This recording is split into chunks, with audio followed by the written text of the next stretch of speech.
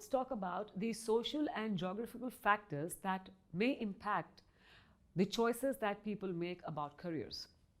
It is known and recorded well in history that the most successful societies are those which are most willing to adapt to change. However, our attitude towards change matters. Why do I say our attitude? Because man makes society and is impacted by society, and society is made by man and hence impacts man as well.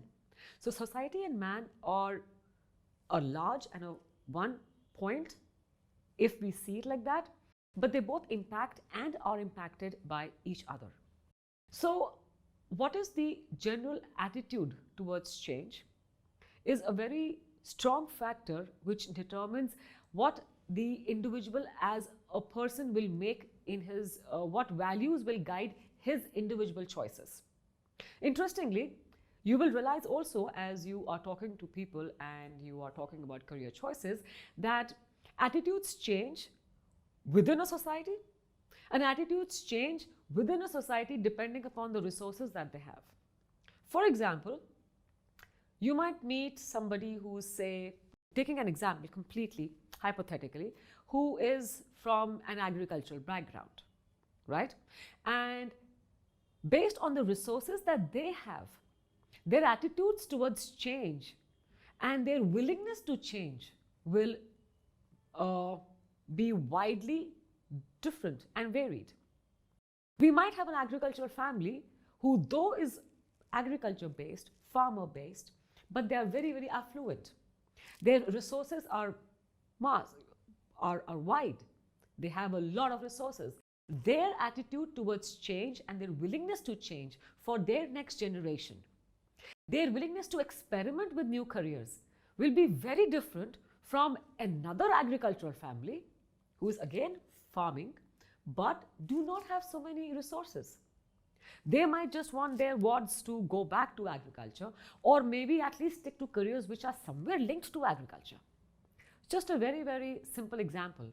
How even coming from the same background, based on the resources and availability of resources, your career choices can be impacted by what's around you.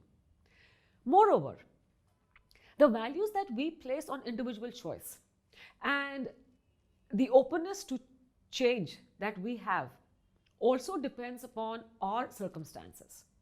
In the sense that I might be willing to change. I, as a parent, might be willing to change. But where I am staying, the geographical location which I have or the societal location that I have may not be very, very open to change.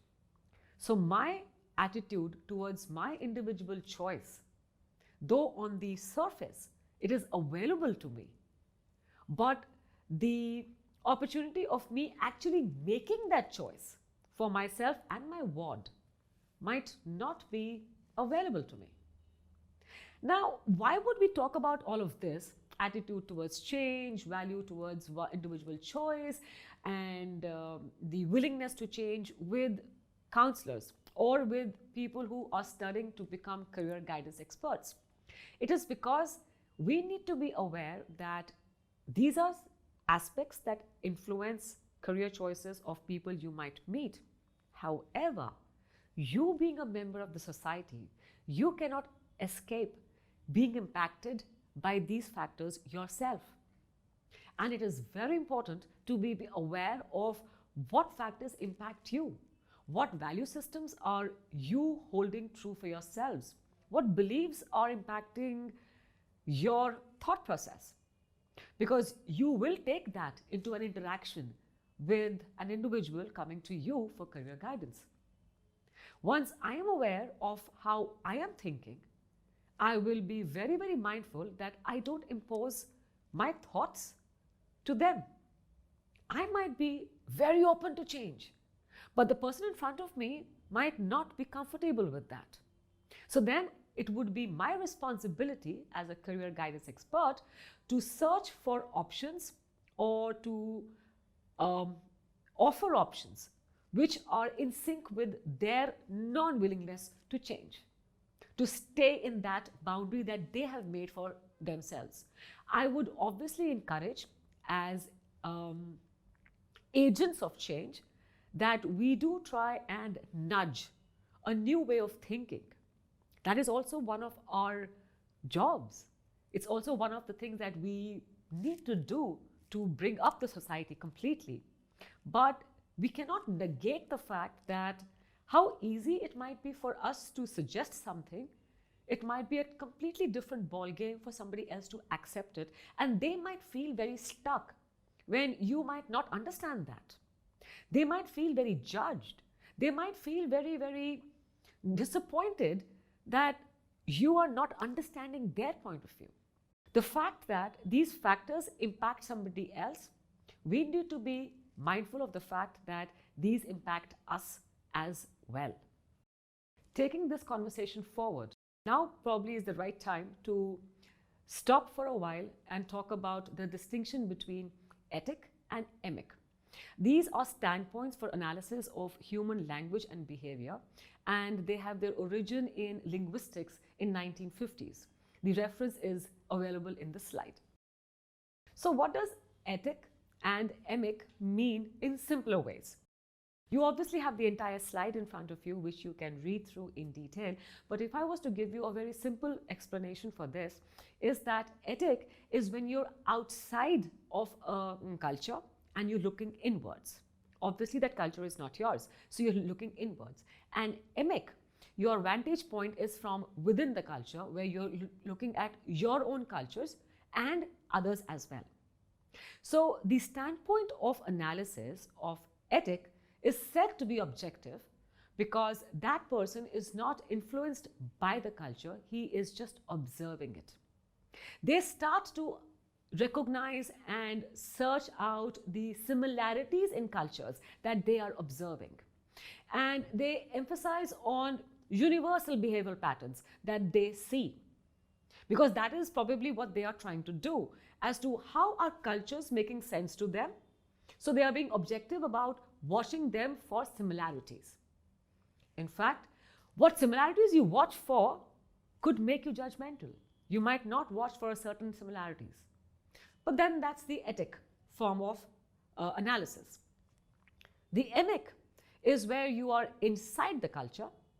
It is obviously very, very subjective, and you start to figure out, or you focus on how my culture is different from others. Like the way we say that in my hometown, at my place, where I come from, it happens like this, which is different from what is happening right now.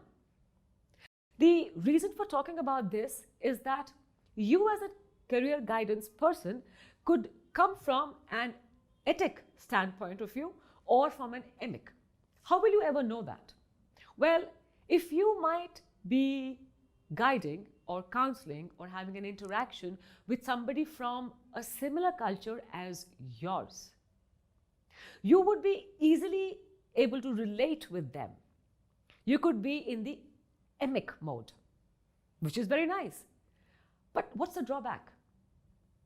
The drawback could be that the limitations that you see or the differences that you see in your culture and others could be similar of what they see, which is very good as far as relating to each other is concerned. But to encourage them to explore new things, you might not do that. You don't even realize that you're not doing that.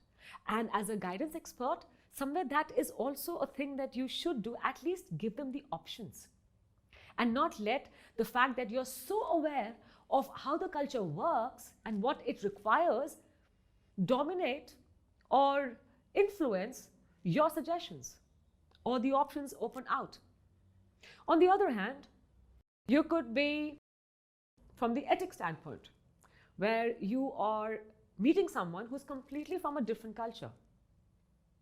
And you might then be influenced in a way where you are giving options without even realizing or trying to understand what their limitations might be. So the idea is not to go theoretical, not at all. But the idea is to understand that we as individuals No matter how much of an expert I might be in my chosen field of study, I'm still a human being who is influenced by either of these two standpoints. And sometimes in one day, you might see yourself in both these standpoints at different point of times, because you're addressing or meeting people who might be from your culture or away from your culture. So just because you're in the culture does not mean that you'll understand. You could be judgmental to a different extent. And just because you're outside the culture does not mean that you will be objective always. You could be judgmental from a different level. Bottom line is, please be aware. Please be aware of your own thought processes that you are bringing. And now would be a good time to start at the beginning of the course to consciously start to practice being non-judgmental, being open, viewing your own ideas of change and your own openness to change. You are an agent of that. So I will end this by saying that just start being mindful of how you analyze, whether it is from outside or inside of a culture, of a person that you are meeting. Now let's talk about all that can influence diverse groups in making a career choice. And these influences are sometimes so wide and so big that we can't even pinpoint them, that, oh, that's the influence. For example, like in the slide you see, worldview, identity, values and context. Let's just take them one by one to explain them just a little bit more. Now, what is worldview? Worldview is the philosophy of life that a culture as a whole holds true for itself. It's a collection of attitudes and values and stories that they carry about themselves, expectations that they have of themselves and their members. So a worldview of somebody who believes in karma, in reincarnation, for example, will be very, very different from the worldview of somebody who is an atheist, who doesn't even believe in God. So out of this will come your identity, your values, your context, but the worldview is a very broad umbrella. Think about the worldview that you carry. What is your worldview? Isn't that a point to ponder? Then we come to identity. Now, identity is what we identify with. And this can come from factors like one of them or all of them, which could be religion, your caste, your race, your culture. All of these become a part of your identity. Like, even if you go down south, a person who identifies to being a person from Punjab, and they've been in South, say, for many years, they will still have long hair because it's part of their identity, what they just believe themselves to be. And they don't change that just because they've been in South for too long, right? So, or say you are from South and you are in North and you eat what you have been eating as a child, even now that you're 40 and you've been saying, say, in Northern India for the past, say, 20 years. But your breakfast is the same that you had when you were a child. You kind of identify with that. It's part of who you are. That influences a career choice. Your values. Values that you hold as a family, as an individual first, as a family, as a whole culture. These are such strong influencing factors in a career choice. Now, if my value is that a mother is a good mother if she leaves her job and looks after her child till the time the child is, say, in class 5. After that, I can go back to a job. That value system is very different from somebody who believes that a child can be looked after when the mother is happy doing what she wants to do in a job, no matter what the child's age is. Very different from the third person who holds the value that a lady doesn't necessarily have to be a mother. Very, very different. And they all come from maybe very different worldviews also. And interestingly, how impacted are we by the worldview that is surrounding us we sometimes don't even realize. So let's be aware of that. And finally, context. Now, I might have values or I might have beliefs that are very strong for me, but in a certain context, I might change. For example, say I joined the army and I am from a place where they say that non-violence is the ultimate value. And for reasons, I joined the army. It was a lucrative career, it made sense to me, I got into it without thinking, it could be any reason.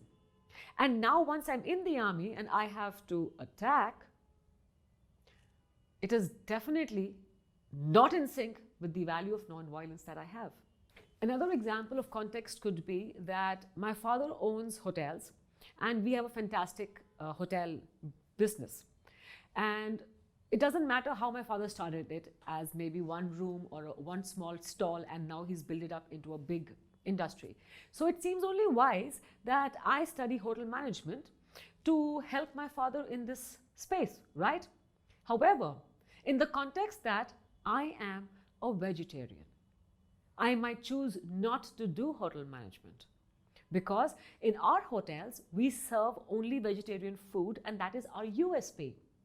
But if I am a hotel management student, I will have to study about meats and work at that because it is part of my syllabus.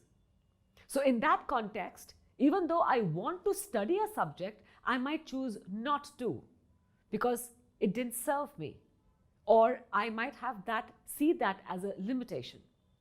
So these are the kind of influences that people do have when they are making a career choice.